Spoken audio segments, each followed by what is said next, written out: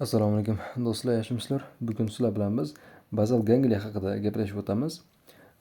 Dastlab o'zi bazal gangliya haqida first aid'dan qisqacha ma'lumotlar keltiramiz va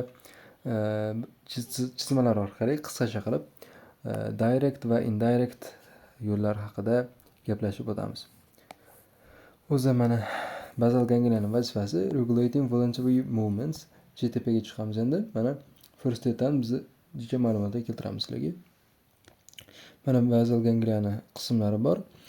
O'zi nimaga kerak bazal gangliya deydigan bo'lsak, bizda voluntary movements, ya'ni o'zimizni xohishimizga ko'ra amalga oshiradigan harakatlar. Misol uchun deylik, qo'l bilan nimanidir suvni olib ichyapmiz. Xohishga binoan harakat qiladigan shu aktlarda boshqarishda kerak bo'ladi va adjusting posture deymiz. Qad-qomatni to'g'rilash, ya'ni rostlashga shu bazal gangliya kerak bo'ladi bizga. Qisqacha aytib o'tyapti, cortical input, ya'ni korteksdan mana bu nerv stimulyatsiya oladi va korteksga mana yana qaytadan negativ feedback beradi. Qil deydi yoki bo'lmasam shu muskulni qilma deb o'zi negativ feedback beradi. Ya'ni harakatni modulyatsiya qilib beradi bizda. Qismlar bor, striatum bor. Bu bizda putamen bilan caudate yadroni bu kognitiv funksiyaga javob beradi. Putamen bo'lsa motorikaga. Putamen bilan caudate nukleusni birga qilib biz striatum deb atarkanmiz. Keyingi joylarda ko'p ishlatamiz bu narsani. Va keyin lentiform nucleus bor. Bu lentiform nucleus degani lentasimon yadro deyapti. Putamen bilan globus pallidusni yig'indisiga aytyapti. Ya'ni shularda deb aytyapti bizda. Tak, mana ko'rishingiz mumkin. Putamen mana mana bu yerda globus pallidus interna, eksterna va interna joylashgan. Biz bularni interna, eksternani putamenni qo'shib turib lentiform nucleus deb aytar ekanmiz. Xo'p. Endi qisqacha qilib men boshlanishiga direct va indirect aytib o'tadigan bo'lsak, biz direct aytibdi excitatory deyapti, ya'ni harakatni amalga oshirib beradi. Indirect bo'lsa ingibitsiya qilib beradi, naborot. Shunchani tepada aytdik, negative feedback ham beradi. Xo'p. Cortical input oladi bu. Bu ham cortical input oladi, ikkalasi ham glutamat orqali. Ya'ni ikkalasi ham korteksdan innervatsiya stimulyatsiya olyapti-da. Keyingisi qismi mana striatumdagi, mana striatumda aytdik, putamen va caudate nukleusni aytdik. O'sha joylardagi GABAni ajrab chiqishini bizda stimulyatsiya qilib beryapti. Indirectda ham, directda ham. Striatumda GABA ajrab chiqyapti. Shunda endi directda keladigan bo'lsak, striatumdan GABA ajrab chiqdi va u keyin globus pallidus internadagi, mana bu GPI globus pallidus internadagi GABAni ajrab chiqishni ingibitsiya qilib berdi. Shunda bizda natijada dezingibitsiya bo'ladi talamus. Ya'ni nima degani? Xo'p, bizda qisqacha aytib o'taman hozir. Globus pallidus interna bizda talamusni ingibitsiya qilib beradi. Mana minus qilib qo'ydim. Talamusni ingibitsiya qilib to'xtatib beradi. Globus pallidus interna. Endi biz bu narsani biz ingibitsiya qilib qo'ysak nima bo'ladi? Talamus ingibitsiya bo'lmaydi-da, omon qoladi. Xuddiki globus pallidus interna talamusga mush otayotganida biz o'sha mushuni to'xtatib qo'ydik, natijada talamus omon qoldi. Xuddi shunga o'xshagan jarayon ketadi bizda. Xo'p, natijada bizda motion ortadi, ya'ni harakat sodir bo'ladi. Keyingisi indirect yo'limizda jicha boshqacharoq bo'ladi. Striatumdan keldik, striatumda GABA ajrab chiqdi. Endi u globus pallidus externa, ya'ni tashqarigi globus pallidusda GABA ajrab chiqishni ingibitsiya qilib beradi. Bunda natijada mana bu subtalamik yadroimiz dezingibitsiya bo'ladi.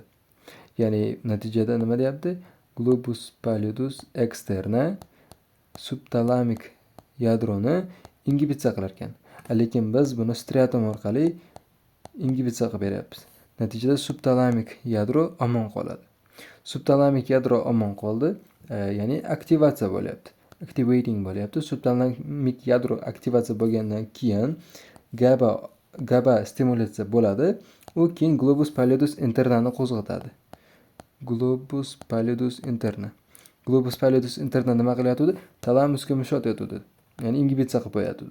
Natijada talamus ingibitsiya bo'lyapti-da, harakatdan to'xtaydi. Keyingisi mana substansiya nigradagi, ya'ni nigrostriatal yo'ldagi substansiya nigradagi dopamin chiqadida. Direct pathway, ya'ni bevosita yo'lda stimulyatsiya qilib beradi. D1 retseptoriga birikib, shu dopamin, ya'ni substansiya nigradan dopamin chiqadi. To'g'ri bevosita yo'lga boradi directga va D1 retseptoriga birikib turib, uni oshirib beradi. Ya'ni direct pathwayda stimulyatsiya qilib beradi.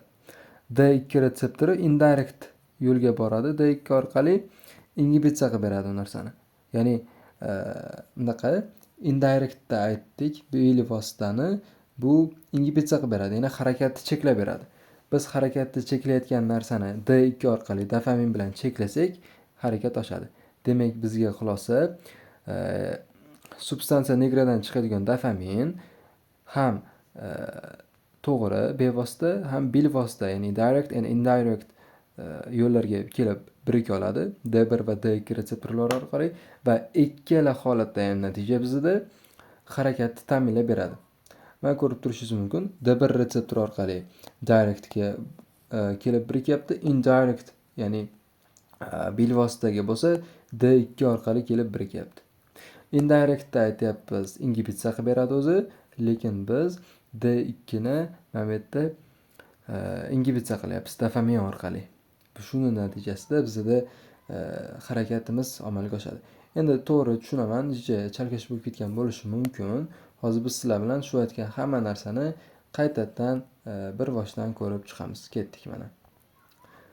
O'zi mana bizda miyamizda cerebral korteksda, mana miyamizda mana bu joy cerebral korteks deb aytyapmiz. Caudate nukleus bor bizda va putamen bor. Caudate nukleus va putamen.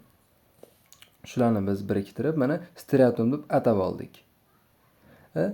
Keyingisi mana subtalamik yadro bor bizda. Subtalamik mana substansiya nigra bor. Mana pastda joylashgan. Mana bu joyda globus pallidus bor mana. Uni ikkiga bo'lib olamiz mana eksterna va interna. Globus pallidus eksterna va globus pallidus interna qo'yganmiz. Va keyin bu talamus, bu bazal gangliani qismi emas. Lekin bizga harakatni amalga oshirib beradi. Xo'p, buni qilib endi chizib oldik. Bu bizni tushunishimizga yana ham osonroq bo'ladi, chunki bizda chalg'ib qolmaymiz. Xo'p, direct pathwayda birinchi gaplashib o'tadigan bo'lsak, tak rangimizni buni yashil qilib olamiz. Bir minut tak bo'ldi. Xo'p, bizda mana dastlab korteks bor edi. Korteksdan striatumga bizda stimulyatsiya keladi. Ya'ni korteksdan va bizda korteksimizdan striatumga kelyapti. Stimulyatsiya kelyapti. Stimulyatsiya bo'lgandan keyin striatum keladida globus pallidus internani bizda ingibitsiya qilib beradi. Globus pallidus interna nima qilyapti? Talamusda ingibitsiya qilyapti.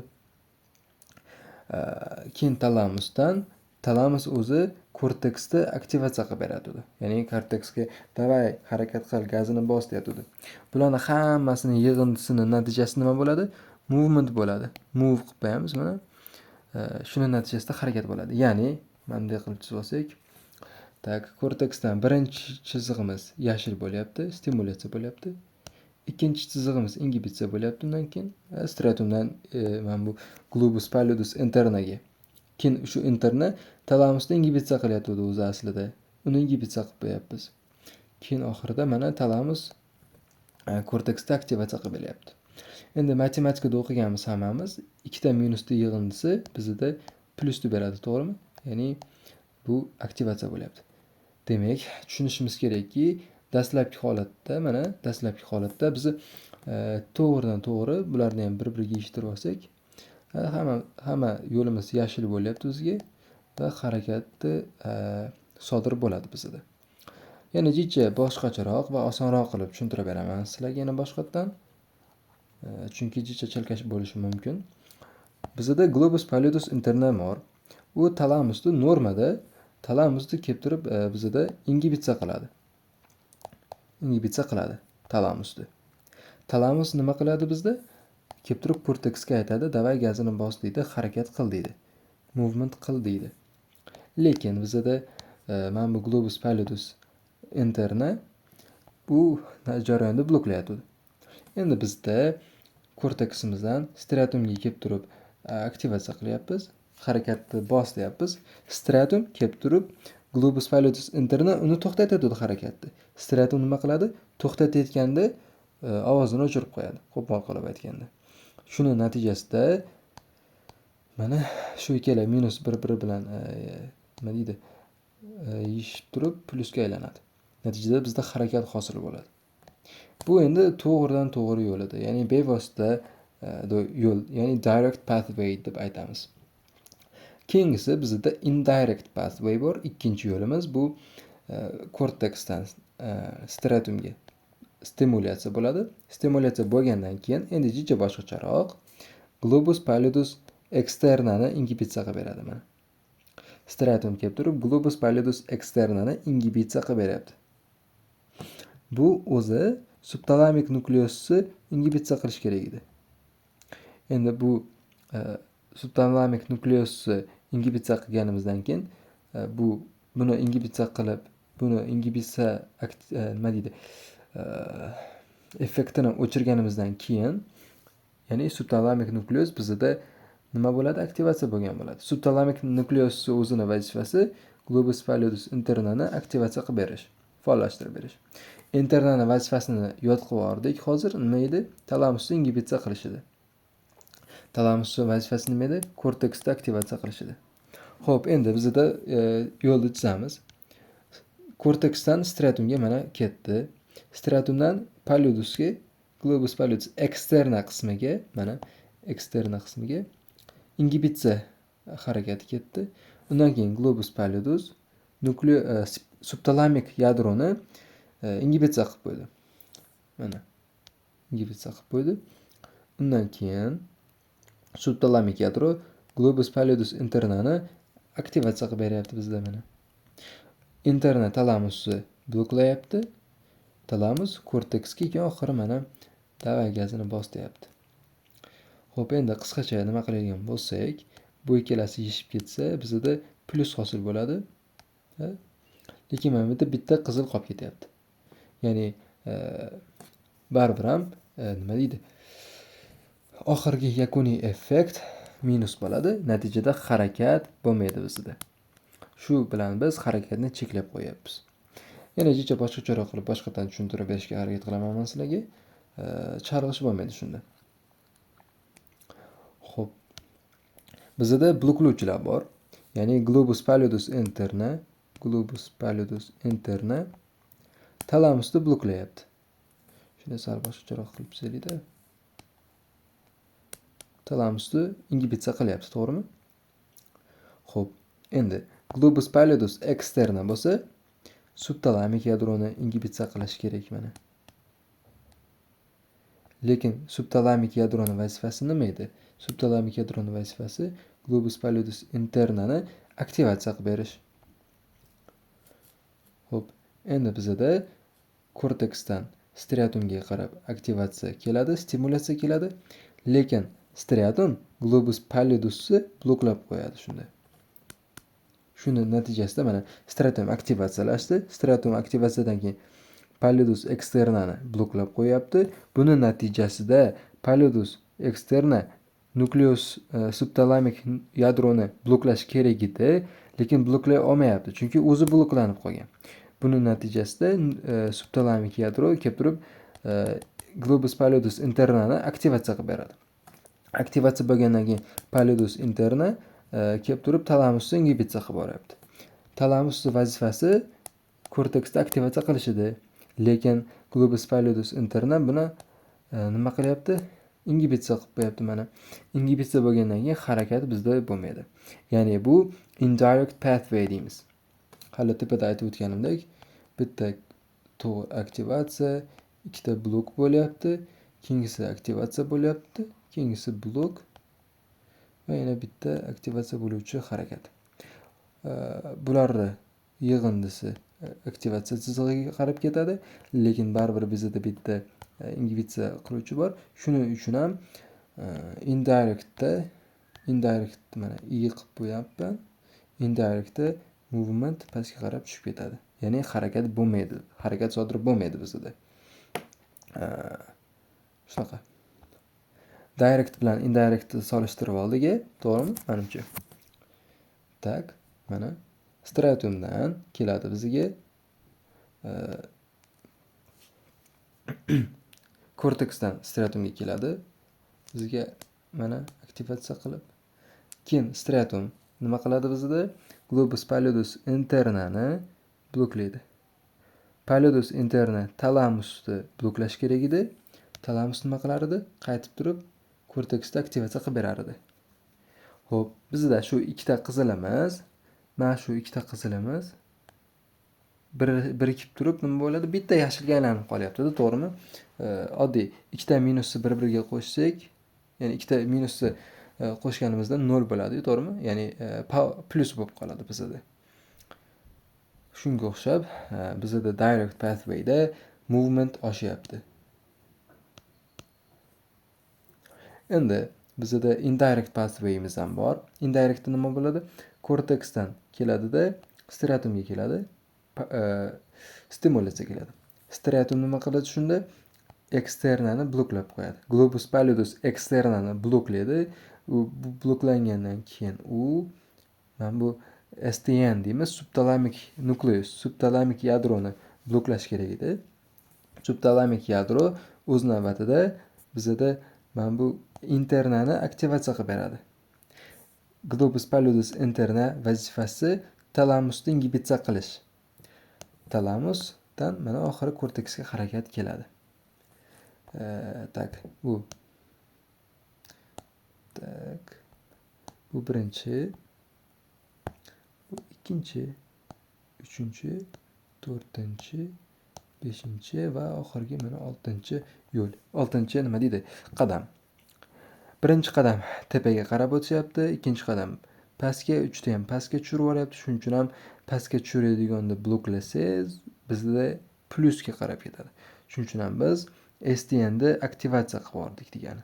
Ya'ni subtalamik yadroni bloklashini to'xtatdik. Mana subtalamik yadroni bloklashini to'xtatdik biz. Buning natijasida nima bo'ladi? Subtalamik yadro aktivlashadi, globus pallidus internani ya'ni faollantiradi. Faollangan globus pallidus interna talamusni pasaytirib yuboradi harakatini. Talamusni harakati nima edi? Korteksda aktivatsiya qilish, ya'ni bo'ldi, shu harakat qilavergan degandaqa bizda signalni berish kerak edi. Lekin bu passivlashib ketdi, chunki globus pallidus internadan ingibitsiya signalini oldi. Pasaygandan keyin talamusdan korteksga stimul pasayadi. Buning natijasida movement bo'lmaydi bizda. Menimcha tushundinglar degan umiddaman. Yana o'sha haligi chizmalar. Tepaga chiqsak, mana bizda o'sha hali aytib o'tgan hamma narsa bor. Bitta qo'shimcha qilib aytamiz. Shu joyga qo'shimcha qilaylik-da mana. Xo'p, mana keyingisiga qilaveraylik. Chizmasdan. Xo'p. Bizda mana bu narsa bor. Bu tepada aytib o'tgan o'sha substansiya nigra ichidan dopamin chiqadi. Dopamin chiqadi. Bu directda D1, indirectda D2 retseptorlarga kelib birikadi. Endi faoliyati bor o'zini harakati bor. D1 ga kelib birikyapti directda, kelib mana bu direct pathwayda aktivatsiya qilib beryapti. Ya'ni kelib stratumda faollashtirib beryapti. Stratum faollashgandan keyin buni bloklaydi. Globus pallidus interna ko'proq bloklanadi. Bu bloklanishi nima keragi bor? Chunki globus pallidus interna bizda talamusda ingibitsiya qilib beradi. Talamus ingibitsiya bo'layotgan narsani biz bloklasak, ya'ni talamusni passivlashtirayotgan narsani passivlashtirib qo'ysak, bizda talamusni ingibitsiya bo'luvchi effekti tushib ketadi. Natijada talamus aktivatsiya bo'ladi. Bizda korteksda harakat qil degan impuls bo'ladi natijada. Ya'ni substansiya nigradan chiqayotgan dopamin bizda direct pathway orqali D1 retseptorlari bilan bizda harakatni oshirib beryapti. Tepaga qilaylik. Harakat oshirib beryapti. Endi D2 retseptorlar orqali bo'lsa, indirectda, substansiya nigrada endi bloklovchi effekt kelyapti. Ya'ni biz eksternalni bloklab qo'yapmiz. Natijada eksterna faollashadi. Natijada mana buni bloklab qo'yamiz. Bu nima edi? Subtalamik yadro. Subtalamik yadroni bloklasak nima bo'ladi? Internani bloklamay qo'yamiz. Harakatini pasaytiramiz. Internani harakati nima edi? Talamusni nima edi? Passivlashtirish edi. Talamusni passivlashtiruvchi effekti biz yo'qotsak nima bo'ladi? Talamus aktivlashadi. Natijada bizda harakat bo'ladi. Bu degani, yana hal tepada aytib o'tgan xulosamga to'g'ri kelyapti. Ya'ni mana bu substansiya nigradan chiqadigan dopamin indirectda ham, directda ham ikkala mana bu pathwayda ham harakat aktivatsiya, ya'ni effekti bor va ikkalasida ham natija harakatni oshirib beradi. Faqat directda D1 retseptorlari orqali, indirectda D2 retseptorlari orqali bizda mexanizm harakatini ko'rsatadi. Mana bu slaydda jicha boshqacha xuddi shuni, faqat nima deydi, to'g'ridan to'g'ri qilib ko'rsatib bergan bizga. Mana ko'rib turibsiz. Stratum turibdi bu yerda. Stratum kelgandan keyin korteksdan stratumga keldi. Stratum indirect pathwayda globus pallidus externani bloklaydi. Globus pallidus externa subtalamik yadroni bloklash kerak. Subtalamik yadro pallidus internani aktivatsiya qilib berish kerak. U talamusni ingibitsiya qilib berish kerak. To'g'rimi? Talamus korteksga yana harakatni qil degan buyrug'i jo'natadi. Korteksda keyin bizda spinal kortga bo'ldi deb, ya'ni yakuniy buyruqni jo'natadi muskulga. Buni nima qilmaymiz, chunki pastda yaxshilab tushuntirdik. Xohlasangiz yana bitta qaytarib olishingiz mumkin. Tak mana aytdik, dopaminni direct pathwayda D1 retseptorlarga kelib birikadi. Indirectda bo'ladigan bo'lsa D2 retseptorlarga kelib birikadi. Yana qo'shimcha yana aytyapti. Direct pathway facilitates movement, ya'ni harakatni rag'batlantirib beradi. Indirect yo'l bo'lsa harakatni bloklab beradi. Ya'ni o'zingiz xohishingiz bilan bo'ladigan harakatlarni bloklab beradi. Mana bu joyda aytyapti, substansiya nigradan keladigan dopaminlar direct D1 ga aktivatsiya, mana stimulyatsiya qilib beryapti. D2 ga ingibitsiya qilyapti. O'zi mana D2 harakatni ingibitsiya qilishida vazifasi. Lekin substansiya nigradan chiqqan dopamin D2 retseptorlari orqali buni bizga bloklab bersa, bloklovchini bloklasak nima bo'ladi? Harakat ortadi. Ya'ni o'sha yana xulosani yana bir marta qaytaraman. Substansiya nigradan chiqadigan dopamin bizga har qanday holatda ham harakatni ta'minlab beradi. D1 va D2 retseptorlari orqali ham. Bo'ldi, qisqacha nima deydi, bazal gangliya haqidagi ma'lumotlar shulardan iborat edi. Agar tushunmagan joyingiz bo'lsa, bemalol lichkaga murojaat qilishingiz mumkin. Sog' bo'ling, salomat bo'ling.